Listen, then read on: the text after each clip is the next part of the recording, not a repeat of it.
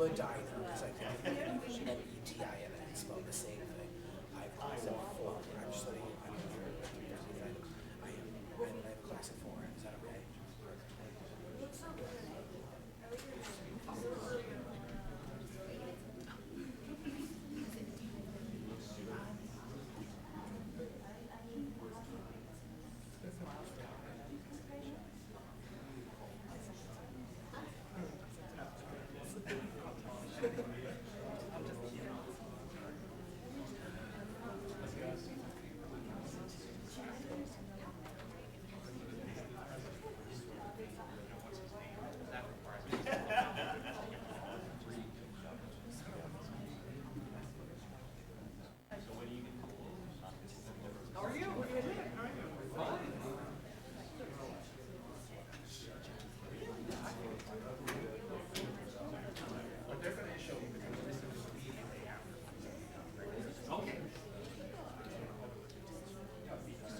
I walked around. I always walk around.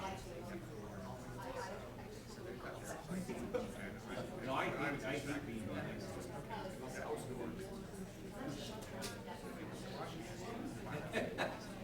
No, I've got to walk around. I walk down the aisles, gestically.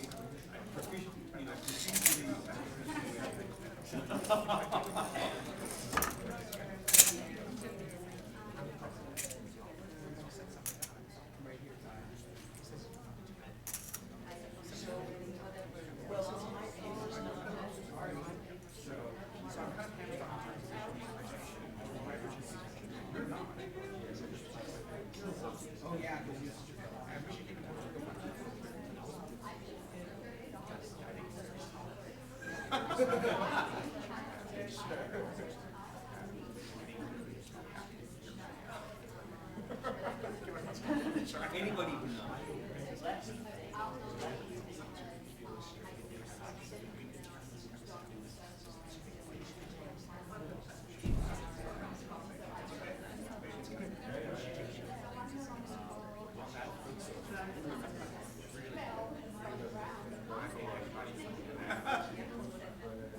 So Susan Scaros? Really?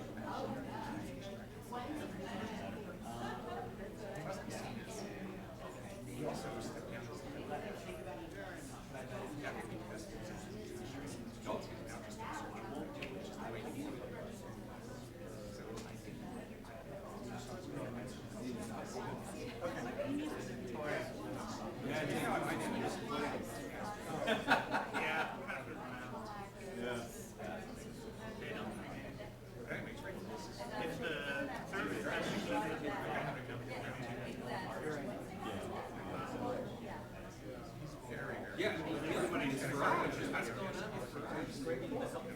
What's going on? Yeah, I mean, he's always made a lot of sync with the party. Well, popular thing. Yeah, it's true. So, maybe my walk. He's really popular games, but he dodges a lot of that contact. Yeah. And there's a lot of tactical issues.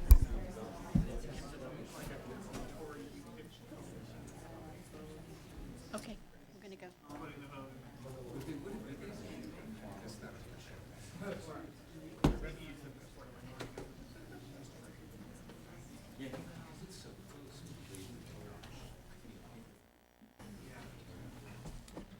Fabulous.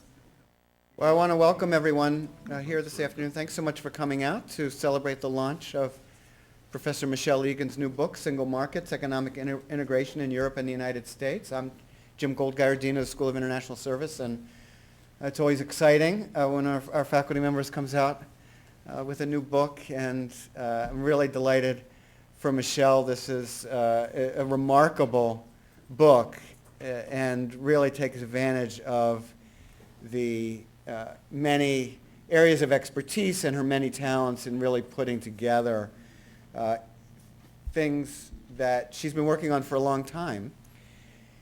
And many people know Michelle as an expert on the European Union and legal and business issues in the EU, financial markets. And so one could have easily expected a new book by Michelle that would have been on the European Union.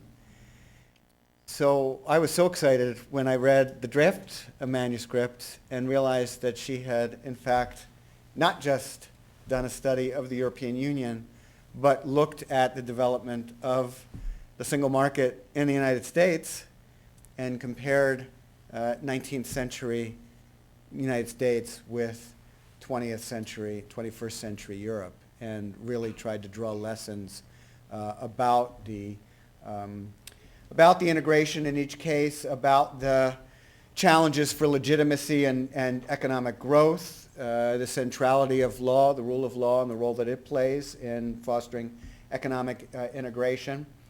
The book looks at 4 case studies to consider how markets are consolidated and how markets create new institutional mechanisms to regulate private and public behavior. And it's really about the challenge of legal, political, and economic convergence that lies at the heart of the integration process. And I really felt after reading it that this book was going to be a really big and important book and get her lots of notice. And when you're dean, it's always good to feel that one of your faculty members is going to get lots of attention and draw lots of attention for the school. I'm going to introduce her, and then she's going to introduce our 2 guests, and so I do want to welcome our guests. Thank you all very much, both very much for coming. So Michelle is a professor here in the school and Jean Monnet Chair ad personam. And she's also an affiliate faculty member in the history department at AU. She will be at the Woodrow Wilson Center this coming year. She's the recipient of one of their residential fellowships. We're very excited for her. And she's also received a Braudel Fellowship in 2016 to be at the European University Institute, which I didn't realize, so I hope I'm going to get an invitation to come visit. I just realized that just now. It's like, wow, when do we get to go? So she's recently served as chair of the European Union Studies Association, just did a tremendous amount of work for EUSA, and she is now moving on to a new book on free trade agreements. She's done a lot of interesting commentary looking at the development of the TTIP, Transatlantic Trade and Investment Partnership, and thinking about that in comparison to the agreement that had been forged here in North America, the North American Free Trade Agreement. And so she really has a lot of interesting comparisons to make as a comparativist and as somebody who's studied law and economics. This book is her second with Oxford University Press. In addition to that, some of her honors, she received the university-wide Bender Prize from American University, and she's also received German Marshall Fund Fellowship, Brown Fellowship, Bosch Fellowship, and is a member of 2 funded projects, one with Transworld and the other the European Union Center of Excellence. So, Michelle, congratulations again on such a wonderful book, and look forward to the conversation. Thank you. Thank you very much. Thanks to those on live stream and also my colleagues and my many students here today. Some of you have probably heard snippets of what I'm going to say over the years in my classes, and so I'm delighted that you finally get an opportunity to hear the whole. I'd like to introduce my 2 speakers today and to sort of possibly reflect the academic and policy component of the school. I have one academic and one policy expert. Mark Pollack on my right is a professor and also a Jean Monnet Chair ad personam at Temple University in Department of Political Science with a courtesy appointment in law. He was formerly at the University of Wisconsin and the European University Institute in Florence. He'll probably want to go back to. He's focusing on the issues of international cooperation. He focuses specifically on the European Union, the delegation of powers to supranational institutions, the politics of international law, and transatlantic relations between the US and EU. He's the editor, I believe, of 2 books. One, The Engines of Integration, European Integration, Delegation, Agenda Setting, and Delegation, Agency, and Agenda Setting in the EU with Oxford, and a second co-authored book on When Cooperation Fails, The International Law and Politics of Genetically Modified Foods. He just told me he's the co-editor or editor of 9 edited volumes, and he's published widely in a number of articles, book chapters, also held a number of fellowships. I think we followed one another. German Marshall Fund. He's also had fellowships at the German Academic Exchange Service and the Center for European Studies at Harvard. So I'm very delighted that he's here today. Our second speaker, Klaus Botzet, is head of the Political Security and Development section in the delegation of the European Union to the United States. Klaus joined the EU delegation in March 2014 as head of the political section. He has a long experienced 2 decades as a diplomat in the German Foreign Service. And so he's been in the Foreign Service, Foreign Office headquarters in Berlin as director and head of division in the US and Canada office, hence the reason for inviting him today. So he's responsible for advising on German and EU relations. He's looked at foreign policy aspects of the US and the EU, the common foreign and security policy, cooperation with the US on Syria, Iran, and Middle East, as well as the foreign policy aspects of the transatlantic trade and investment partnership. He's also been a legal advisor and consul general at the German embassy in Washington, D.C. So he was responsible for all legal affairs in bilateral and US-EU relations. And he's also been a transatlantic fellow at the State Department from 2008 to 2009. So I really did bring together today a transatlantic commentary. And so he's had many, many postings, and I'm hoping that he will give us some policy perspective on an academic book. Thank you. Well, I'm going to give my first preliminary comments, and then I'm going to turn it over to Mark and Klaus. And finally, to you. To all my students in the audience, you better ask a question. Okay, so I gave a copy of my book to somebody the other day with the title Single Markets. And they said to me, well, shouldn't it be single market? Isn't that what you're trying to do, create a single market? And so I'd like to sort of spend some time talking sort of broadly about the book and some of the reasons for writing it and what I found. You know, the goal when I started this was to bring together 2 disparate fields, academic fields, European integration and American political development. And I wanted to know and understand how are markets constituted into broader territorial units. And so I wanted to look at 2 economies, 2 markets, and I wanted to look at the transformation of 2 polities. And I thought about this. I thought first, I'm going to just look at market integration. And when I started the process, I found that I couldn't help but look also at the corresponding social dislocation, the developments in law, and the sort of the political economy implications of market integration. And so I was always interested in the EU, and I wanted to start and compare it to something else. And so my something else is 19th century American market consolidation. And somebody asked me, well, why did you do this? And perhaps I should say it's thanks to AU. Because I moved here from Pennsylvania to Washington, D.C., and I had PA license plates. And I went to the DMV, and I paid my taxes on the car in Pennsylvania, and they gave me a huge bill to re-register my car in D.C. And so I turned around and I said, oh, no. We have the full faith and credit commerce clause in the Constitution. This is not particularly correct. And so I thought in Europe this would presumably be discriminatory.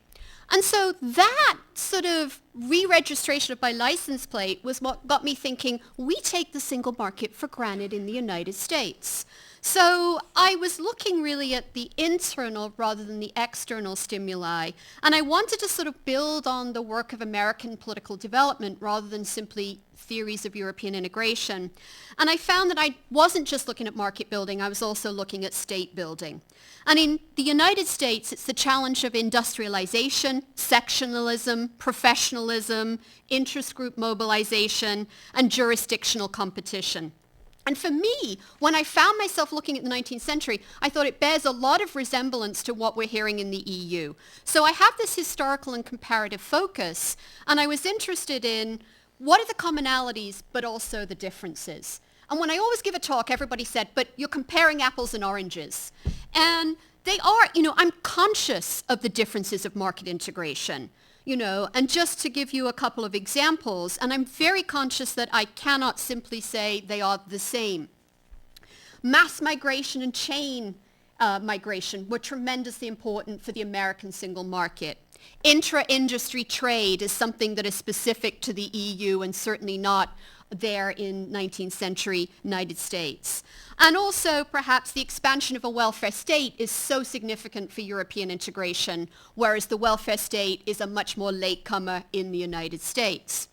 And so I'm cognizant of differences in terms of trade, of certain differences in, of course, colonization or slavery or a whole host of idiosyncratic factors. But I'm also interested in thinking about how market economies are constituted, some similarities.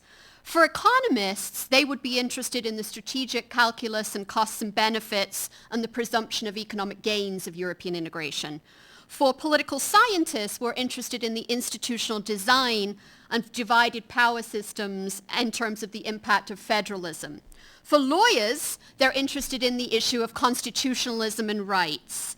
But we're very much concerned in Europe as well right now about the issue of trust and legitimacy of political institutions. But so was the United States in the 19th century, also concerned about democracy and electoral reform. And here, while we think of changes to parliamentary politics, changes of treaties in Europe, the United States also underwent a lot of democratic and economic and political reforms. So, yet we take the single market in the United States, until I moved here with my license plates, we take it for granted. And yes, to some degree, that's fair, because the national banking system, the single market, the single currency were all settled in the 19th and early 20th century, and after many contentious political and judicial disputes. But the balance between local autonomy and state central powers was very charged in the 19th century. There was tremendous political contestation over land management, banking, monetary policies, tariffs. It's still relevant today. Ask somebody in Nevada or Arizona. 87% of federal land is owned by the federal government. Federalism means something very different out west than it does here. And so one of the things that I thought about was, how do they compare? So I'd like to give you some flavor of how I've compared them and then a little bit about the actual single market. Both of these polities, US and EU, experienced rapid growth, increases in productivity, and modernization. Post-war Europe, 19th century. Both experienced social dislocation, polarization, generating tremendous internal class conflict and populism. Thirdly, each one of them has different models of capitalism. In Europe, we think about social market economies and so forth, but there are ensuing tensions. Both of them had varying levels of economic development. Both of them had laggard regions. Think about the West, the financial North, and the South in the US. And so all of them have experienced this debt, panics, recession, economic downturns. As Klaus tells me, there are many crises in the EU.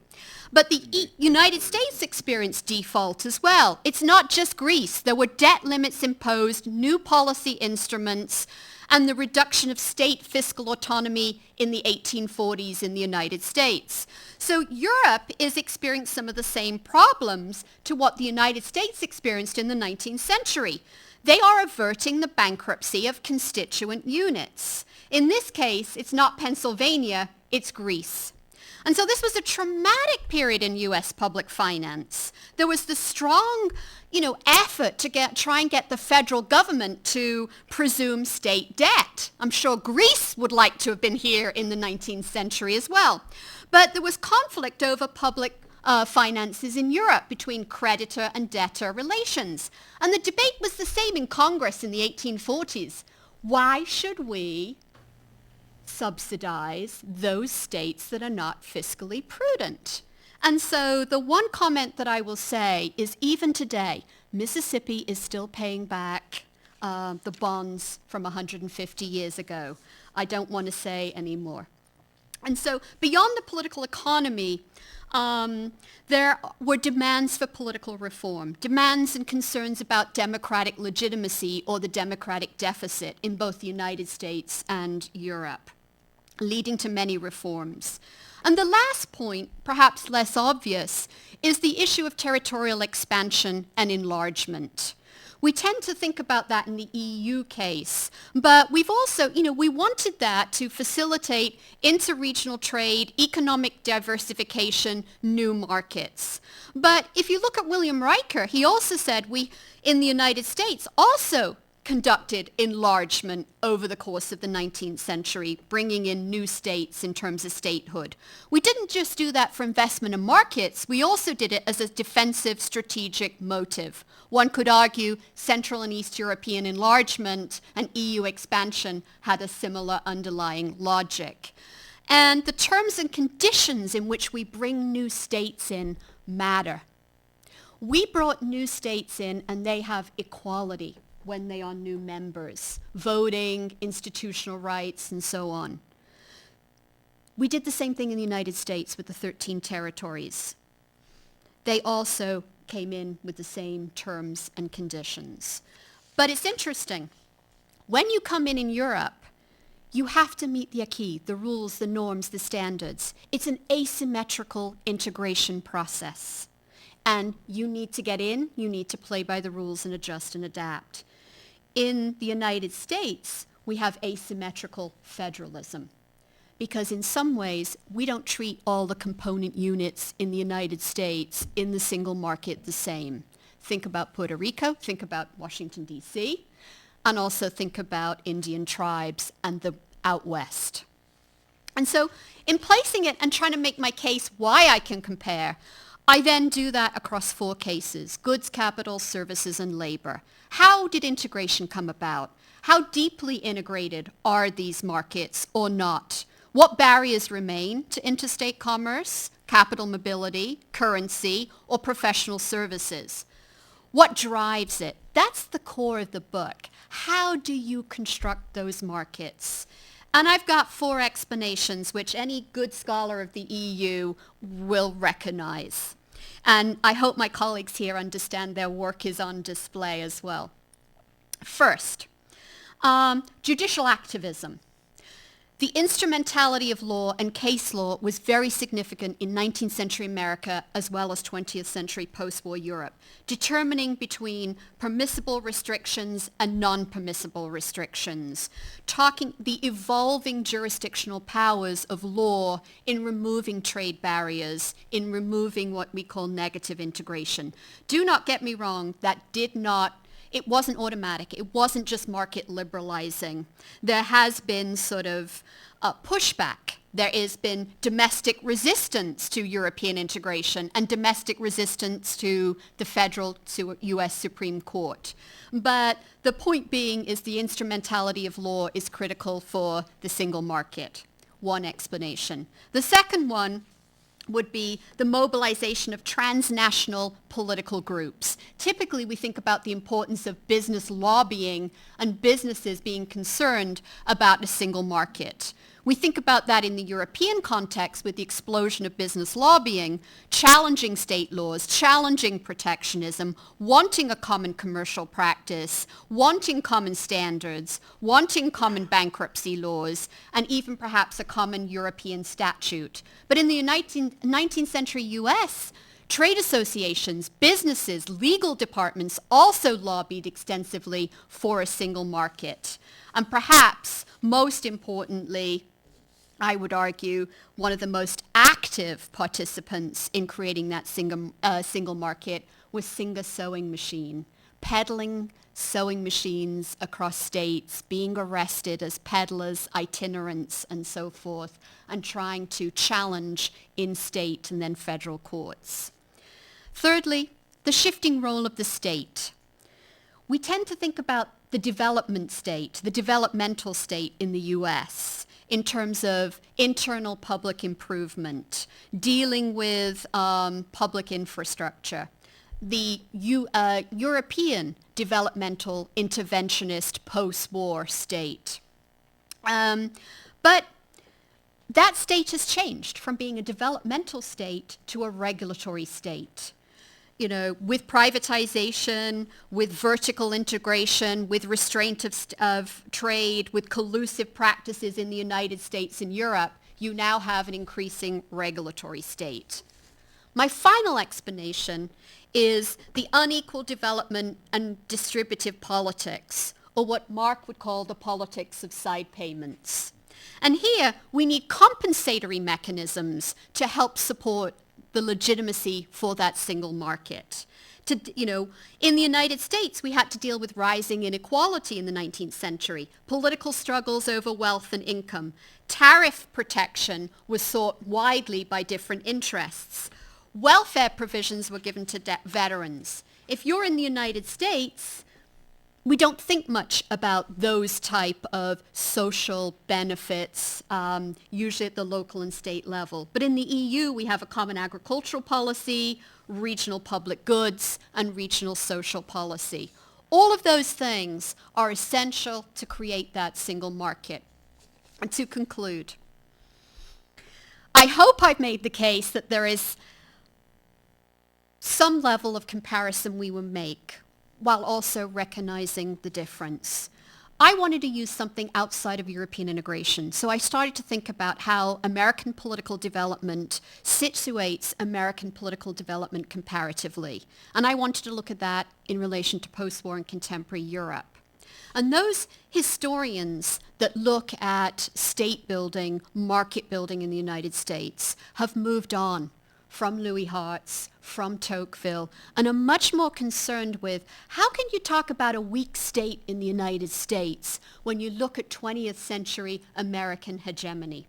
So what they're looking at is when they look at the growth of a national economy, they look at the integration of territories, they look at the growth of bureaucratic and regulatory authority, the expansion and contraction of rights in the United States.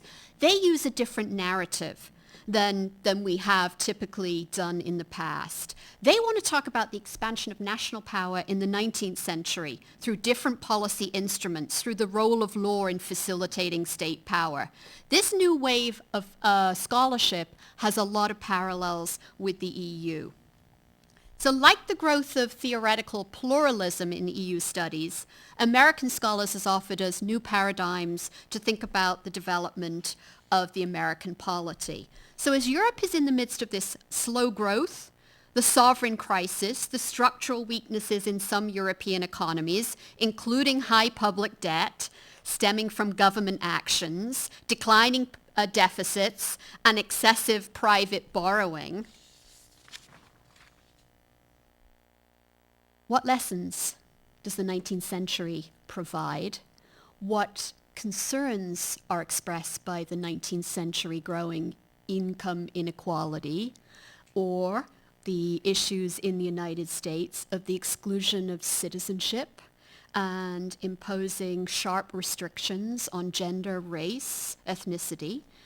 And what about the backlash over the distributional consequences of market integration? What will Europe do differently? Thank you.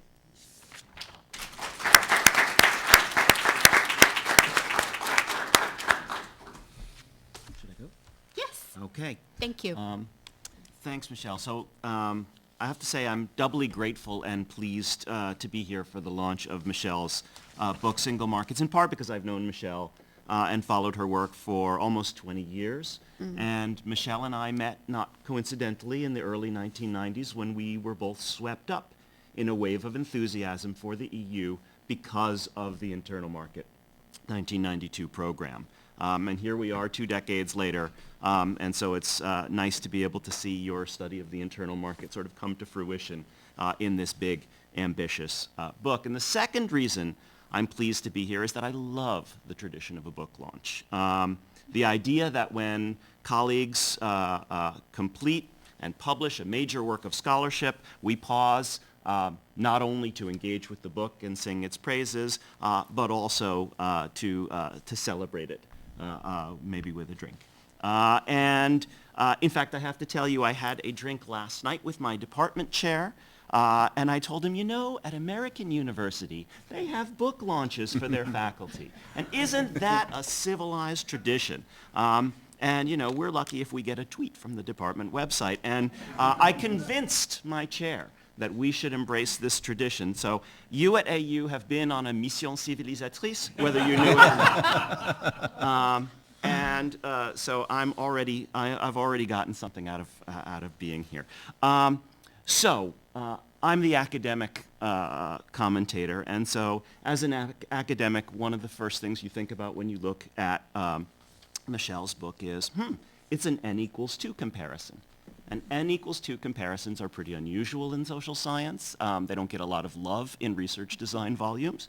And so I said, you know, even though she's a friend, I'm going to read it skeptically. What can you learn from an n=2 comparison? And especially for me as an EU scholar, as a Jean Monnet chair, what can I learn about the EU from looking at the United States? Now, there's no question that there are comparisons to be made, and people make them all the time. This is what Willow Rosenberg and Buffy the Vampire Slayer used to call fun facts to know and tell, right? Fun comparisons, sometimes emphasizing the commonality of the two systems. So you can look at the constitutional charters of the U.S. And the early EEC, and you can see that there's an interstate commerce clause, Article 100 of the EEC, and you can see that there's a necessary and proper clause in the EEC treaty, the original Article 235, that justify the adoption of legislation necessary for the functioning of each system. So that's a fun fact, and that's a fun commonality, and it's one that plays a part in Michelle's story. Other fun facts are about differences between the two systems. In some cases, differences in which the U.S. was in some sense ahead. For instance, in the 19th century development of of independent regulatory agencies, which then a century later get picked up by the EU from the 1990s onwards as a model. Other fun facts are differences about counterintuitive cases where the EU seems to be more advanced, right? And I would put your license plate in that category of fun facts, or the fact that the EU has stronger control of state aids to industry than the U.S. Does. Now, I use these comparisons all the time, especially when I'm interviewing for jobs at universities. One of my advisors once told me, always think about the Americanists. They're the largest single bloc. Make them think you're one of them. So compare the EU to the U.S. all the time, and they will love you, and you will get their votes. So those broad comparisons are well known, but by and large, I would say they're unsystematic, they're non-contextual, and they're ahistorical. And it's here that Michelle's book makes its mark and makes its contribution, because Michelle points out that the similarities between the EU and the US are not just fun facts at a particular moment in time like a snapshot. Instead, what she argues is that the US and the EU, despite all the myriad differences between them and the different centuries in which those internal markets were developed, that they both underwent simultaneous, intertwined processes of building up strong centralized administrative states while at the same time fostering the development of continental-scale internal markets. Furthermore, she argues, American political development scholars have made great strides over the past several decades in understanding these long-term but highly contested, highly politicized, and contingent processes. And that last part is really important because there's a tendency, particularly in my field of EU studies, to fall back on ahistorical functionalist readings, whereby the creation of a single market required the development of a centralized administrative and legislative capacity in Brussels. By contrast, the story that APD scholars tell, and they're really, I think, Michelle's muses in this book, the story that APD scholars tell is not a naive functional explanation, but instead it is a story about how the establishment of the federal administrative state in the U.S.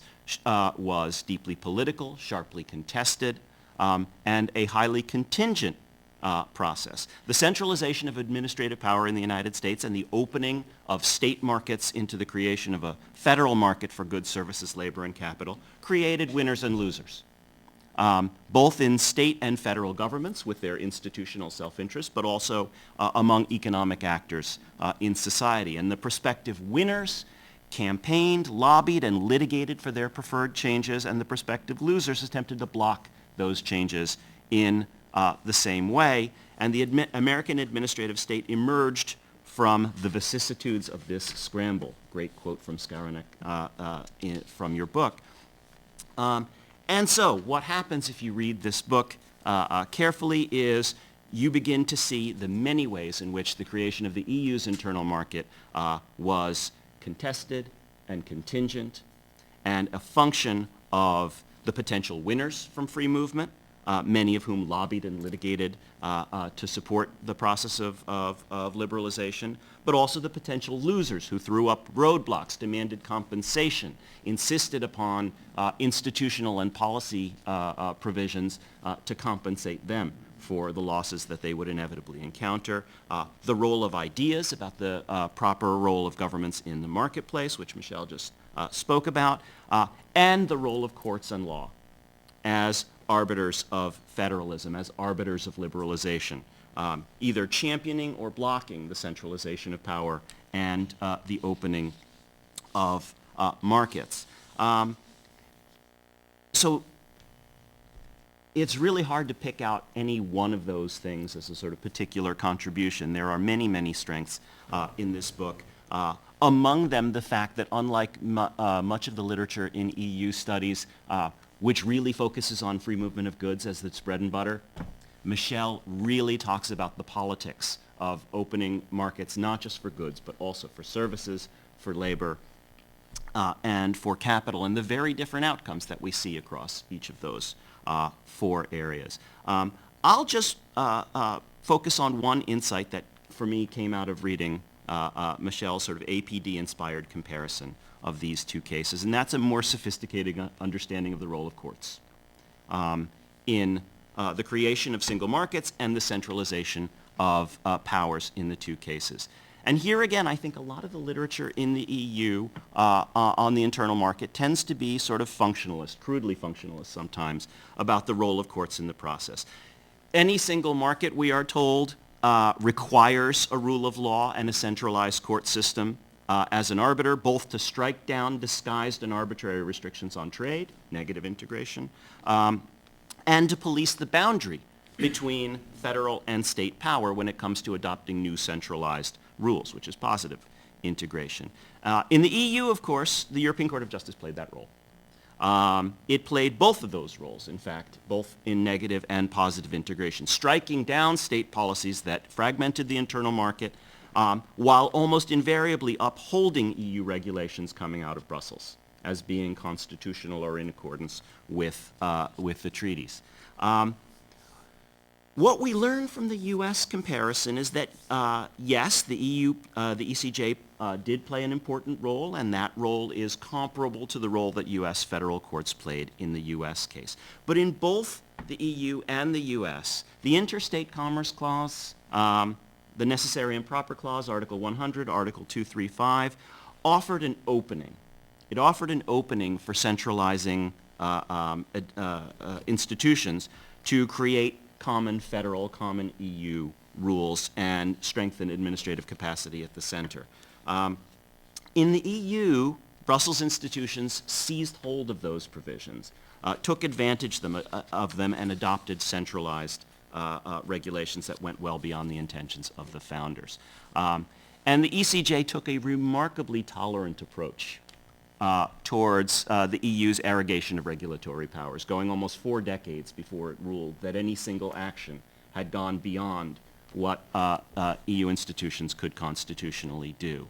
Now, EU scholars tend to take that fact for granted, the fact that the ECJ played that role. But the U.S. case reveals just how contingent that outcome was, how divided the court was at many periods in its history, how selective the court was in approving the centralization of some powers, but blocking, particularly during the New Deal, the centralization of other powers. So American scholars have a much better sense of how contested these legal developments were. Now, I think part of the reason for that is that in the case of the EU, the court has always ruled collectively as a court. We never know how the judges voted in Luxembourg. They do not publish any dissents. And so whatever contestation there might be among the judges is hidden from us, very different from the U.S. system where we have a much better sense of that. But the European Court of Justice, I have to say, is finally going in December of this year to open its archives for the first time, making public the internal documents and deliberations from its first 30 years, from 1952 to 1982. Michelle and I are both going to be there in Florence for the opening of the archives. And when that happens, European legal scholars are finally going to have a chance to follow in Michelle's footsteps and undertake the kind of rich APD-inspired scholarship that up until now we didn't know we were missing. Thank you. Thank you. And I'd like to turn it over to Klaus for giving us, we're a School of International Service, for giving us a policy take on this. Well, I try my best, dear Michelle. Thank you so much for inviting me for this wonderful event. Thank you, Dean Jim Goldgeier, and thank you, Mark Pollack, also for giving me the opportunity of meeting you. It's great. I mean, being in such an environment where there's not only so much knowledge about the EU, but also so much enthusiasm for the EU, I wish that would be more common, where, let alone my own office. Now, Mark has given a very comprehensive review of your book. I must say I was really impressed when I looked at it about the depth of the research and the approach.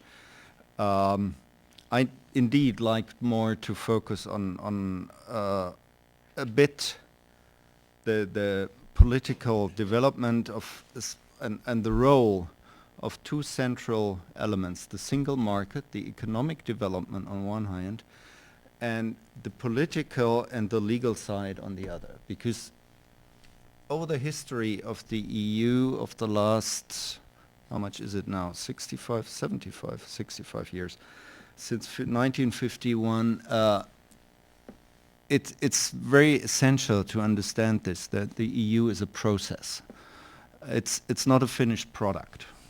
And especially for students who start looking at the EU and are overwhelmed by the complexity of the whole system, it is important to see that the EU started very simple. As a community of 6 countries in 1951 who unified their coal and steel industry, put coal and steel under one roof, customs union, trade union followed. The single market actually was a much later invention. It came about as a response to another economic crisis when I was at the age of the younger students here in the late 70s. The catchphrase was catchword was Eurosclerosis. Or stagflation in economic parlance, relatively high inflation, no growth. Terrible thing. And the common answer of EU member states at the time was, we need to create a true single market. We had a customs union, but we had differing norms and standards. And of course, there are many impediments to free trade. So unifying norms and standards for all products, taking away barriers for movement of labor, capital, and services, as well as goods, was also the informal ones, was key to creating the single market.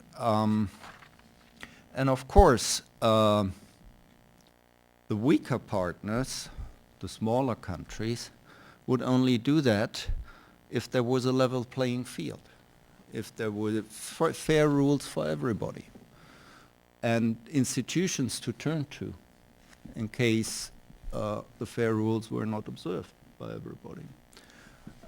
Here is the European Court of Justice, who played a tremendously important role and still does in being an engine of integration, if you wish, and also the Commission with presenting legal projects to member states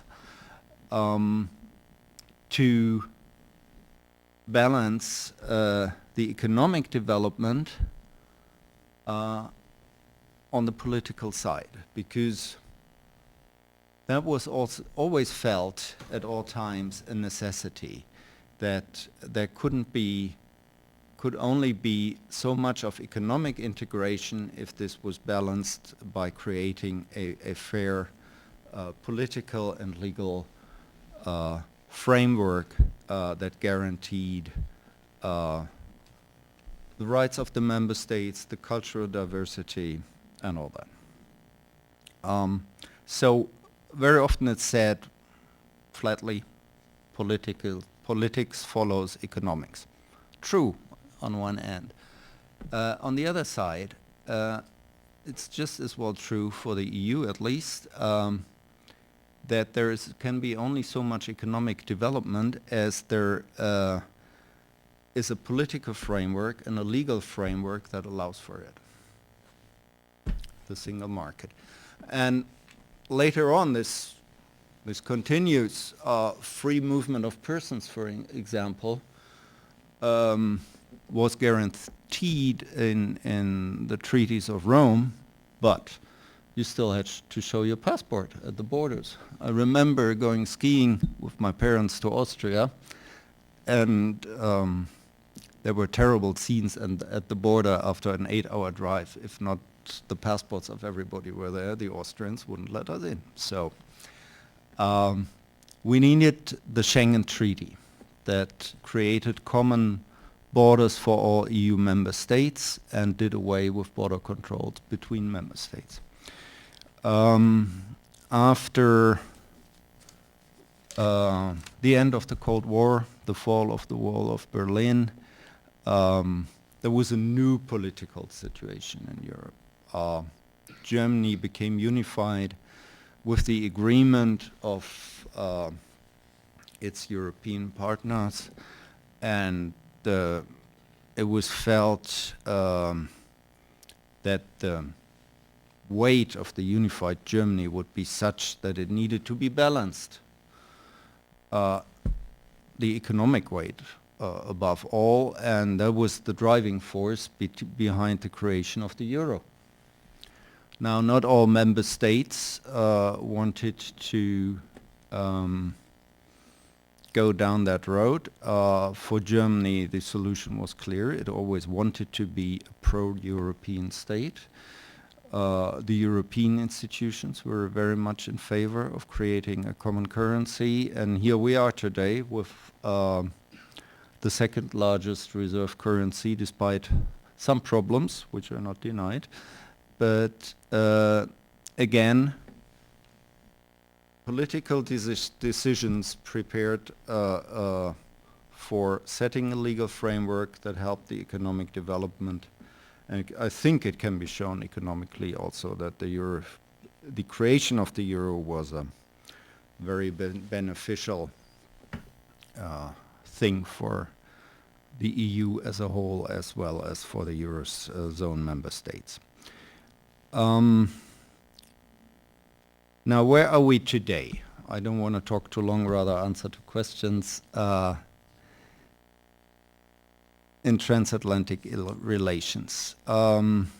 another development happened. The Treaty of Lisbon introduced by 2010 the creation of a joint foreign policy with common external action service or diplomatic service for to make it palatable for all member states. It couldn't be called a diplomatic service as such.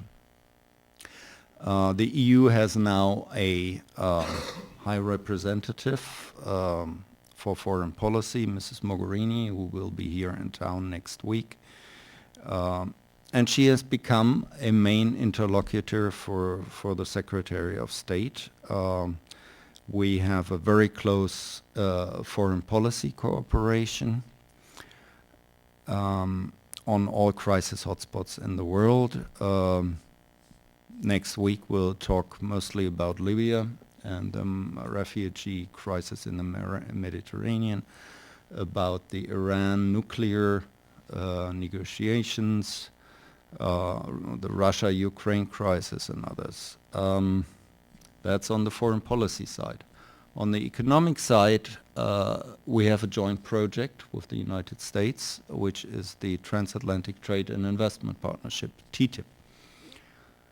Now there again, history repeats itself. The TTIP consists basically of three parts. The first part is a customs and trade union. And as custom tariffs between the US and EU are already on average down to 3%. It certainly helps to eliminate those, not particularly difficult. On some item lines, yes, but all over, who cares? The meat, in fact, is creating creating joint norms and standards for products in order to do away with informal trade barriers. That's where the big benefits are. That's where economists expect a couple of percentage points of additional GDP growth for the US and the EU. It will be quite evenly distributed, and the beneficiaries will be more small and medium-sized companies who cannot afford to deal with all these intricacies as they currently are, as big corporations can. They can just take the product and export it if we can agree on common norms and standards. And that's, dear Michelle, a core element, as we know, of single markets. So here it comes together. We are not so ambitious of saying that we are close to creating a single market across the Atlantic, but we're looking at core elements of it, and we'll see what comes out of it. With that, I would like to end. Again, compliments for your wonderful book, and I'm looking forward to the discussion. Thank you. What is full circle to the contemporary single market, or perhaps my title is right, single markets. I'd love to open it up to questions, and I would certainly allow all of us to answer. Please, if you can, because it's being live streamed, is it possible to come up to the microphone? Be lovely to identify yourself.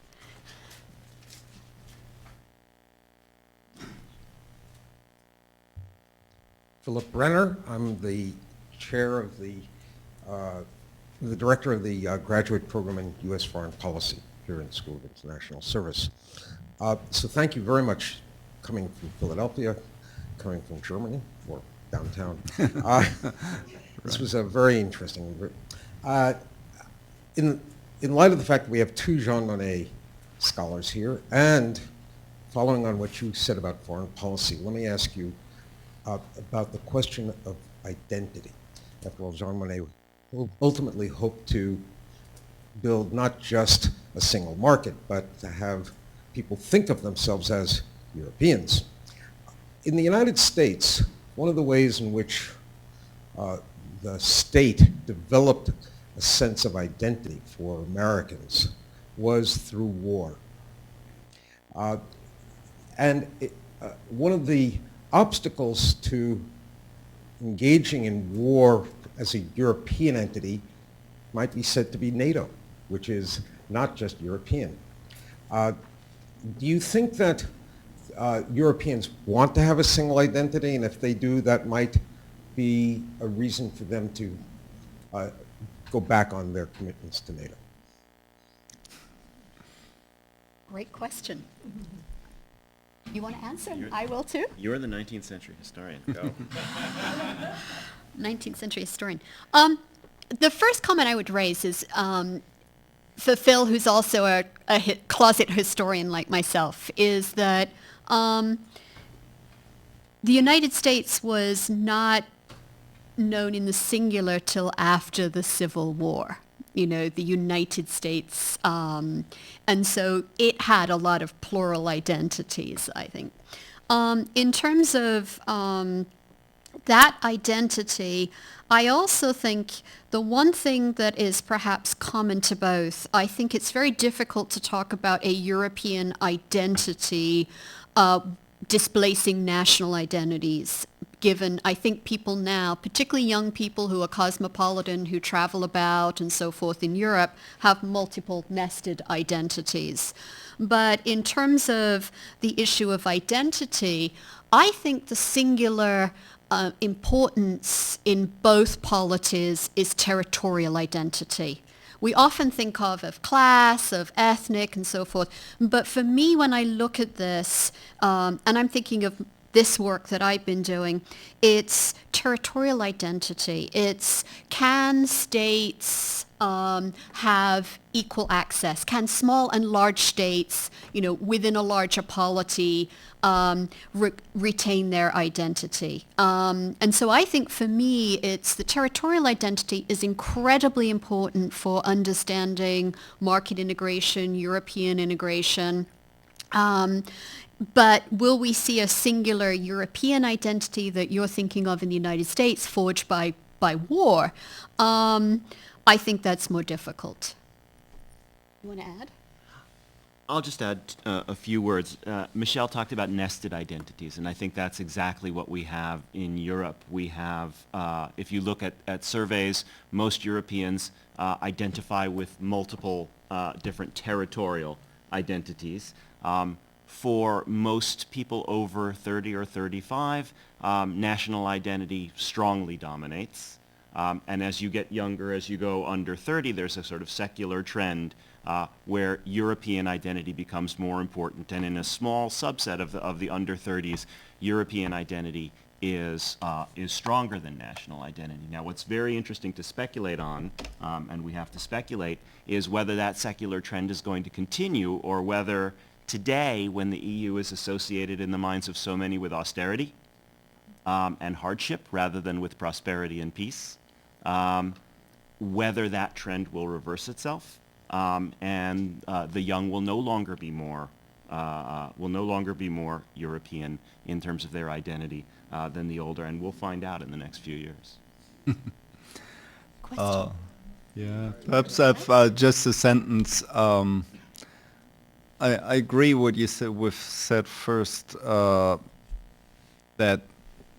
there are multiple identities now in Europe, and the European identity as such is weak as long as people are in Europe. But if they go abroad, when they go abroad, it's the feeling to be a European is quite strong. Why? Because Europe has now a common legal framework which sets also the mind in a certain way. When you travel in Europe, you can trust that you're treated in France as the same way as you're in Italy. More or less, when people move out of Europe, they lose this certainty, and this gives them a certain identity, and don't believe you need to carry a gun for feeling European. Jared. My name is Jared Engel. I'm a former student of Professor Egan's, and I'm also an intern in the Transatlantic Relations Program at the Atlantic Council. I just wanted to ask, what lessons can European politicians and business leaders learn from the consolidation of America's commercial and financial systems back in the 1900s as you have studied? And how can those lessons be applied to future EU enlargement and the Capital Markets Union? That's definitely you. That's a definite difficult question. Well, the first, Arturo may disagree, but I think back to what happened in the 1840s, which was 1841, 9 states defaulted in the United States. And think about that in the context of the discussions of Greece today. And one of the things to remember is rather than choose austerity, many of these states, Illinois and others, raised taxes by up to 40%. We may not like that, but that's what they did. And it took many of them, if they didn't pay back their debts, they could not get foreign credit from the British. And it is not, the British are still trying to get the bonds and the payment back from Mississippi 150 years later. So the questions that I would raise for this is, what are the consequences of defaulting or a partial default on the debt would be one thing to consider. The second issue is the surety of financial markets and how different financial markets were in the United States. For example, most of the financial services and financial institutions were in Northeast New York and elsewhere in the 19th century. How did you know when you were, loaning money out west that money would be eventually repaid? And so there was a lot of concern about that, and a lot of that is concern about testing the market. And, that's not dissimilar to perhaps Randy would say about the banking crisis and testing and stress testing banks to see how credible they are currently in the EU. And the third thing that I would say that is perhaps somewhat different than the EU,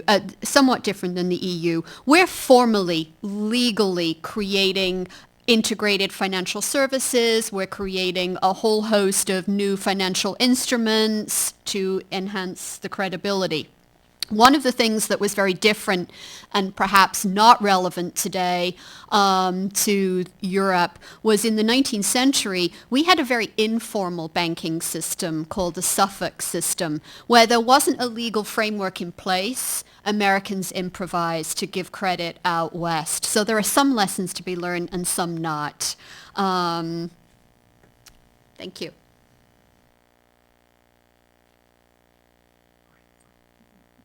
Hi, Inu Barbie. I'm a PhD student at Georgetown University and former SIS alum, so I'm glad to be back. My question really stems from your 4 explanations for really the consolidation of the single market. And what kind of springs to mind for me is the complementarity of the process of both political and economic development that happens within this. And it leads me to ask, really fundamentally, can you have a single market without a single state? And if you cannot, then what does that mean for the European project in terms of, does it even want to complete the project? And if it does, how is it going to do that? And essentially, what is the major lesson you think in doing that from the United States case? Thank you. I'm going to let you crack that first and I'll answer, and Klaus, do you want to take a crack too? I'm wondering what you're going to say. I think that you're going to say that it is possible to have an internal market without a single state, and I think you're going to be right about that, because whether we call the EU a state or not, it has a legislative process that produces common rules. Those common rules are enforced by a court, which is then embedded in the legal systems of all the member states, and that may not be something that we recognize as a state. But it is certainly, by and large, sufficient to allow for a functioning internal market. Is that what you're going to say? Somewhat. He said it first. So, do you need a single state to have a single market? And it's an interesting question, and it's one that I thought about the whole time I was doing this project. Oh, is it really state capacity or administrative capacity rather than the notion of a state? You know, if you're thinking about this as a Weberian state, and you're thinking about monopoly over violence, or you're thinking about it in terms of an extractive power of the state, the power to tax, if we look at antebellum America, then the United States, the monopoly of violence was state militias. If we look at extractive power, you know, that was not a federal government capacity. So it didn't have some of the elements of a strong Weberian state. So is our notion of state still framed by Charles Tilly and Max Weber, when the notion of American state, which is much more vertical, horizontal, disaggregated, as it, you know, historically developed in the United States, what's wrong with that state? It's not certainly a weak state, it's just a more messy state. Thank you.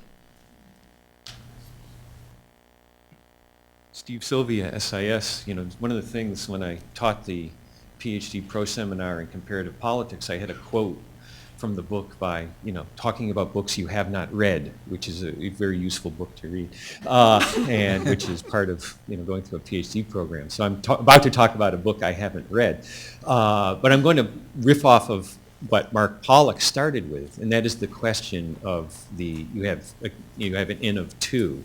And what I'd like you to think about is what is the universe of cases, and to what extent you've thought about it. I'd really like to know, because on the one hand you could look at large countries that are federal in some way, and that could be in the universe of cases. So you could have Mexico, Brazil, India, and look at market creation in those places. You could also look at other places that have engaged in market creation, like German unification and Italian unification. And the first German unification is, of course, a case of creating a market before a state with customs union and currency union. So that you can look at that to address that question: do you have to have a state for a market, in order to have a single market? But the bigger question is, is this the same universe of cases that you're thinking of? Would something like ASEAN also be in the universe of cases? So I'm curious what you think the universe of cases is, and then once you have that established, where are these two? Are these two representative or not? And if they aren't representative, where are they in the universe of cases? Questions are getting harder. Do you want to start? Class? On that one? I want to know also. All right. My comment would be, I suppose, the obvious example would be to compare large federal states. And when I first started the book, somebody said to me, "You got the wrong case. You should be looking," as Inu would tell me, Canada. Given the strength of provinces in the Canadian federal system. In terms of, then I might turn around and say, well, you know, I'm from Britain. And we have, one would argue, very different states within Britain with, so could I look at the consolidation of the market within the United Kingdom? And I would probably go back all the way to, probably to the Speenham system and the property rights really way back. I think it goes back to what is your end goal and process. And I think it goes back to Klaus's point about, you know, if European integration is a process and it's still ongoing, so is U.S. market integration, because there's no finite end point. So we could look at ASEAN being a form of networked governance rather than state building, and a form of informal, much less legally institutionalized process of market integration. And one might also argue that the differences here, what both colleagues have said, is the rule of law. It is much less prevalent in a system like ASEAN than it is in, say, Europe or the United States. So there are going to be very, very different attributes to make comparisons or contrasts. But I do think, it raises the question is, when can we actually say that there is something like a single market? Because it's still very much and at what point is it optimal? That would be my other question, is what point do we want an optimal single market? And I used a very interesting example. So, at what point do ASEAN countries believe that they have got enough institutionalized cooperation versus integration? At what point do we want to remove barriers to trade versus allow sort of cultural diversity or variation at the subnational or national level? These are all sort of open questions. But then you might ask yourself, do we want a single market? It's an obvious question. And I came here before I arrived, and I told Mark this story. I came here and somebody said to me as I'm leaving, "What's your book about?" It's a great question. What's your book about? I got 2 minutes into explaining it, and the person said, "Stop! This book is about," she said, "I'm this book." I was like, "Excuse me?"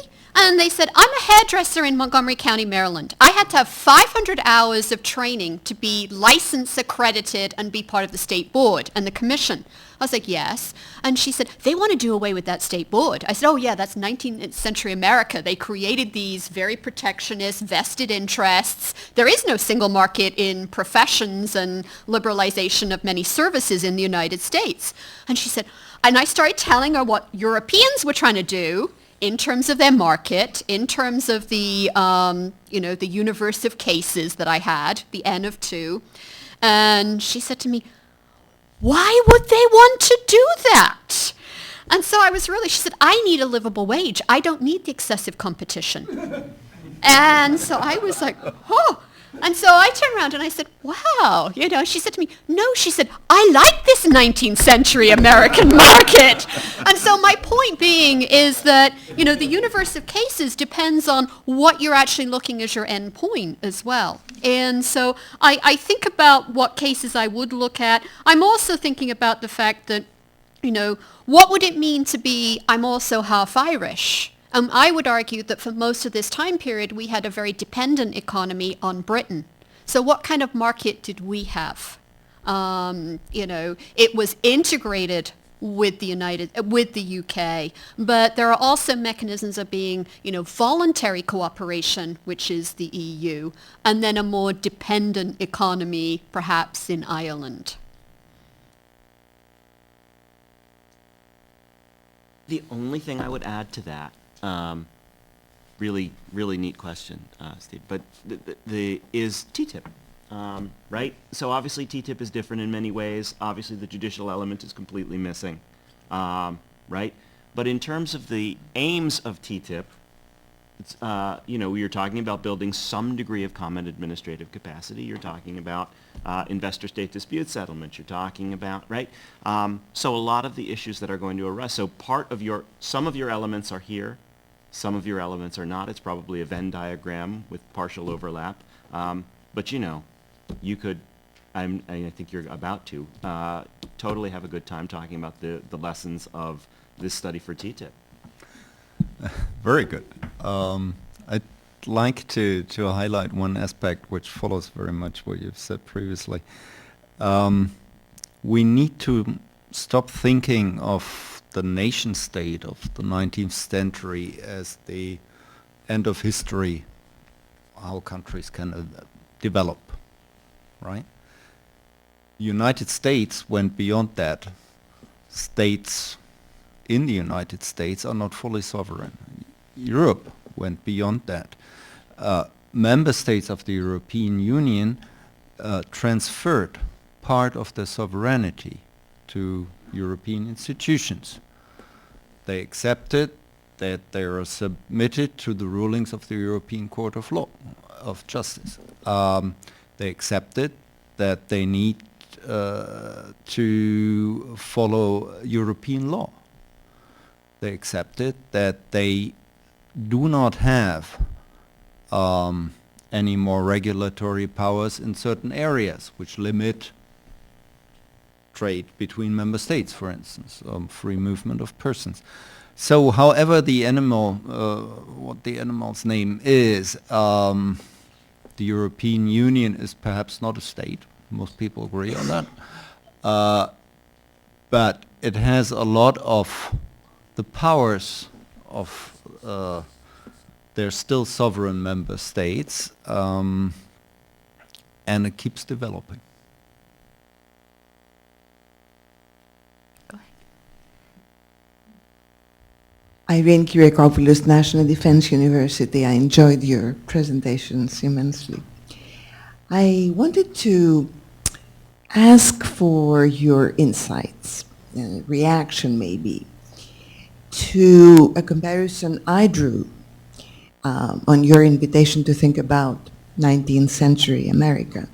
And I was thinking about the role of fiscal policy in the United States in promoting, in advancing the single market.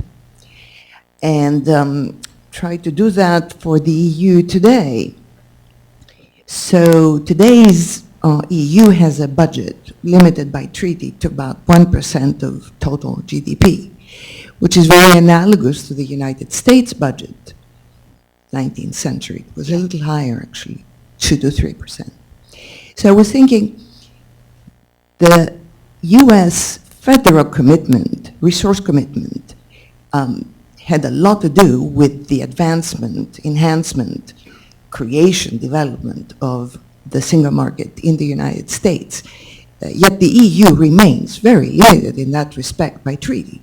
So resources to be dedicated to a single market in, you name it, other than just products, movement of products, creation of products, movement, marketing, is very limited. And of course, without a budget commensurate with the size of the task, one wonders, how does that limit the single market? Not to mention banking union, which there I see different issues. So without a stronger EU central federal resource commitment, how limited is the single market as a process that will go on for a long time, of course, nonetheless. Thank you. All right. I absolutely agree. I think the parallel for until recently, until getting involved in over-the-counter monetary transactions, increasing the sort of role of the EU level in the crisis, the EU's extractive power was probably closer to antebellum America than we'd like to think, a limited federal budget at that point. But perhaps the difference is that, and I agree, I think the budget is and the fiscal resources are very, very starkly different. The federal government now has an increasing fiscal capacity. But the comment that I would raise is also how it's used. Obviously here for defense, for particular expenditures, Medicare, Medicaid, and so forth, committed expenditures. And that's where the EU is different, because what we've done is, to use Sharpe's phrase, we've decoupled social protection, welfare states, which are national, and the economic integration and the economic constitution is at the EU level. So, one of the things that's very, very different is that in the EU, the national welfare state, to some degree, was a cushion against the dislocating effects of European integration, particularly in the 50s and 60s. We didn't have that in 19th century United States. So I do think there are many, many issues with the lack of budgetary capacity. Having said that, what built the United States. And one would argue that it was foreign investment, British, but also a lot of public-private partnerships. It didn't totally need, internal improvements were not totally built on public investment. There was always a great deal of private investment as well. So I hope that somewhat addresses the question. You want to add? I think it's perfect. Arturo. Oh, no, Addie. Hi, I'm Adelaide Curley. I'm a freshman in SIS. This is more directed towards Mr. Botzett. So the class I'm taking with Professor Egan is on the UK. And most recently we've talked about Brexit, the idea that the British economy might do better if it left the EU or not. So what do you see is the relationship between the EU and the British economy in the next 5 to 10 years? I'm glad you got that question. I kind of was expecting that would come up at some point. Look, as a representative of the European Union, I have to say we strongly believe that Britain will stay in the EU because it's just common sense. It just makes common sense. Economic sense and political sense. And I understand the British government has tasked several studies which, with great effort, worked on the benefits and the disadvantages of being a member of the EU, and they all came to the same result. There are net benefits on all accounts to stay an EU member, and we're very confident that this rationale will play out one way or the other when this decision comes up.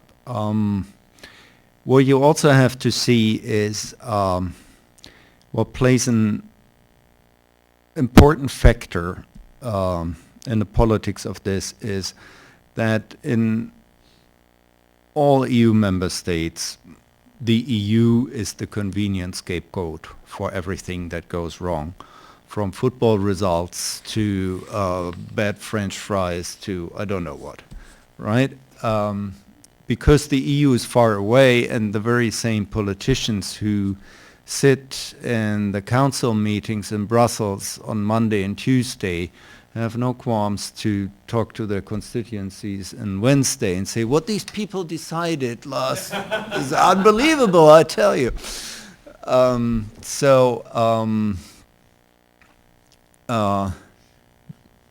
Yeah, I'll leave it. Are you all right for time? Yeah, 5 more minutes. Arturo. Fernanda. So in a way, I am building on the previous question, and it's about the issue of regionalism in Europe. How do you see it? Does it have a historical perspective, a comparative, a parallel with the U.S.? We've had friendly divorces, like in Czechoslovakia. We've had very messy divorces, like in the former Yugoslavia. And then, we have Catalonia and the Scottish and so on and so forth. The one thing I can think of is in America, of course, we had the Great Civil War, but it ended in no divorce. It ended, in fact, in a more united than ever single single nation. Now, one thing I think we have going for in the U.S. is English, the English language. We had at least one language, right? One of the manifestations in Europe of regionalism is still an strong attachment to individual languages and cultures and cuisines and everything else, which of course makes Europe so much more interesting to visit than the United States. But I was just wondering, what do you think? Is this something of a threat to the single market in Europe? Do you take it seriously or not? So it's beyond the British question. Thank you. You also did regionalism. Do you want to say something and then I'll say something? No, I want you to say something. All right. The notion of, I made an odd parallel in the book. I'm not sure I'm going to stand by it, but when I thought about regionalism, I made a comparison between war, nationalism, and Reconstruction. And one of the things that was very striking to me was the role of war in subsequently fostering consolidation, both in the United States, but also the fact that in both systems it was accompanied by occupation of Germany, occupation of the South, in the sense that then it also restructured in both polities, new constitution, but also new sets of practices like competition policy, breakup of cartels, and so forth. So I made that as one of my analogies in the book. But I do think that, and that's the historical analogy, but in terms of regionalism, it's also changeable. There are, if you ask people to, in terms of there's still the ability to have a regional identity and everything within the European communities. But for many, they see regionalism, and Mark will agree about this, regionalism is a way for them to also appeal not just to the nation state in the center, but to bypass the nation state. And that's Mark's work, to ask for finances, ask for money, ask for power and resources from the EU level. But, the other issue too is these regions sometimes have also had difficulty in what they believe in. If you go back early enough, the Scottish look like they love Europe, and the Scottish may keep us in the EU if they vote strongly for the EU. But if you go back far enough, and Daniel knows this, the SNP were the anti-European Eurosceptics when we first joined the EU. So sometimes position reverses.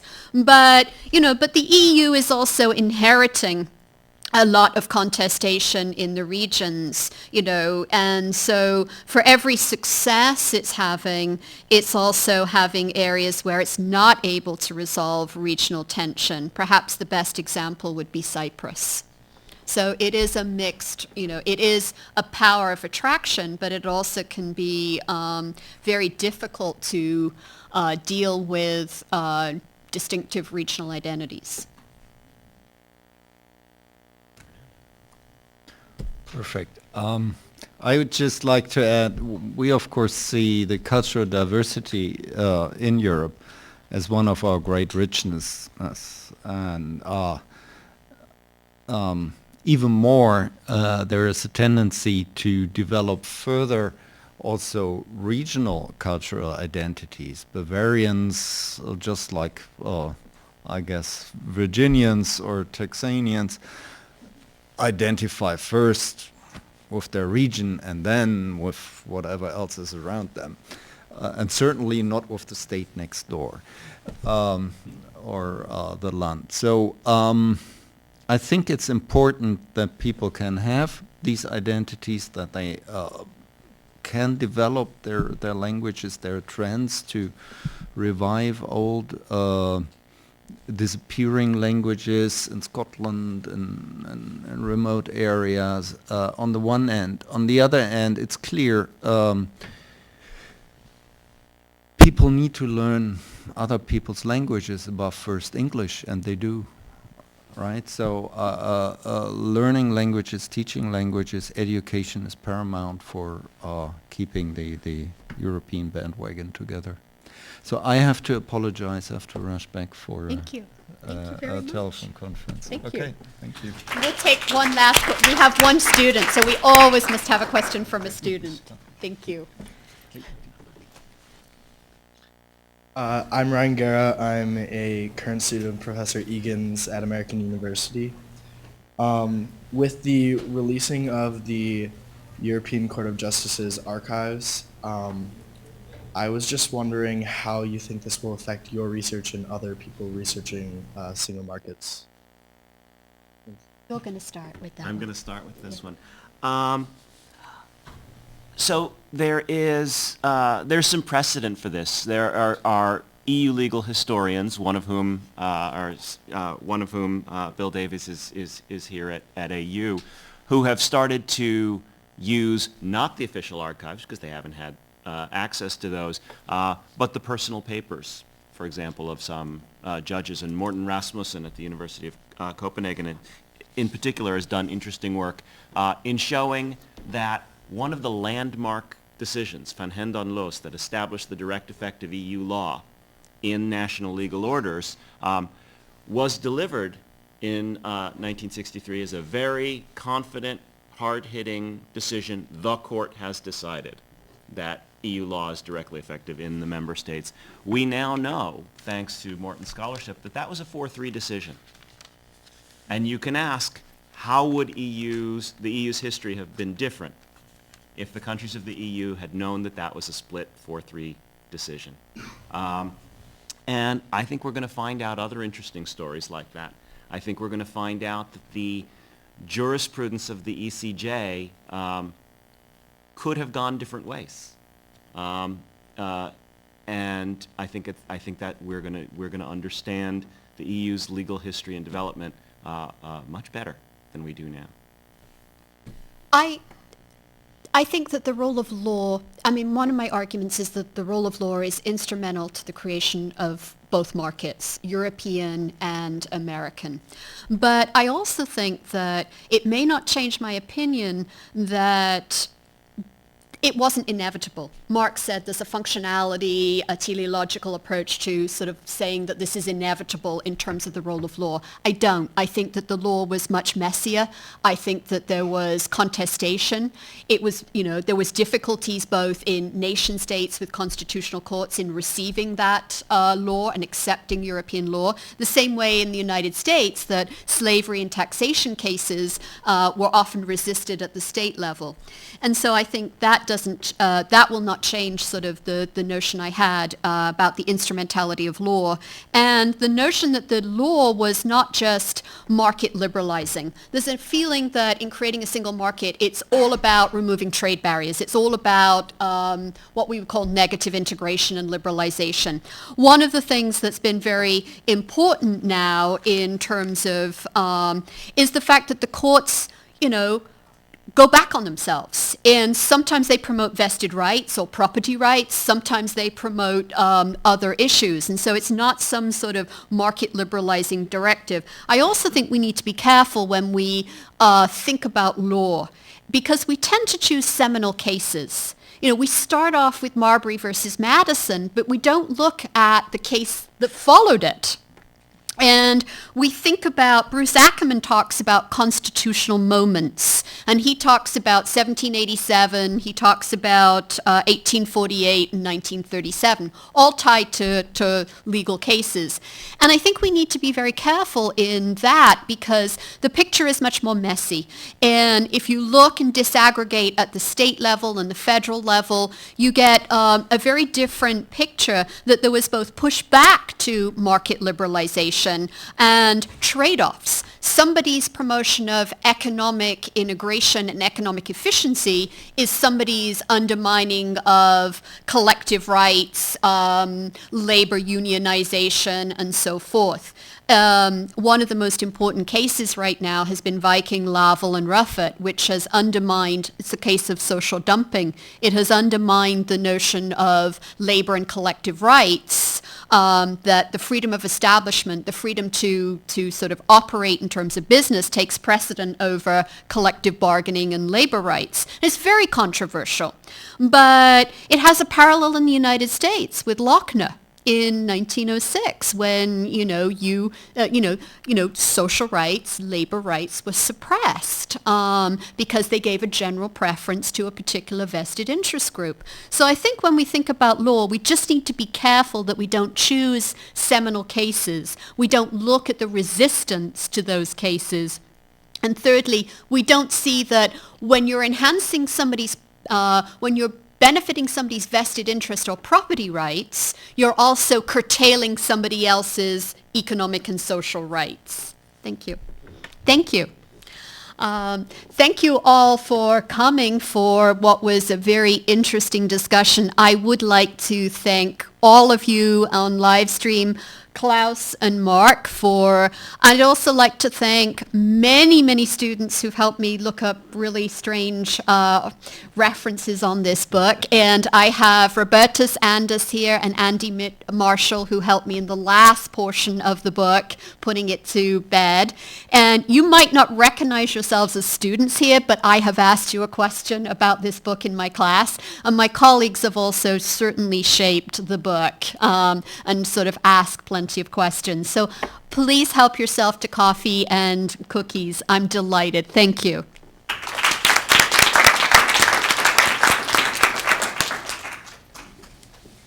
Awesome.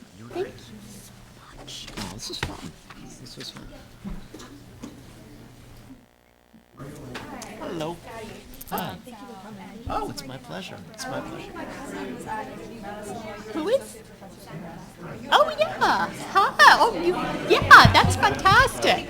No, but that's fine. We both are. Yeah, no, that's lovely. Thank you very much. Although not very many lessons for TTIP, I'm afraid.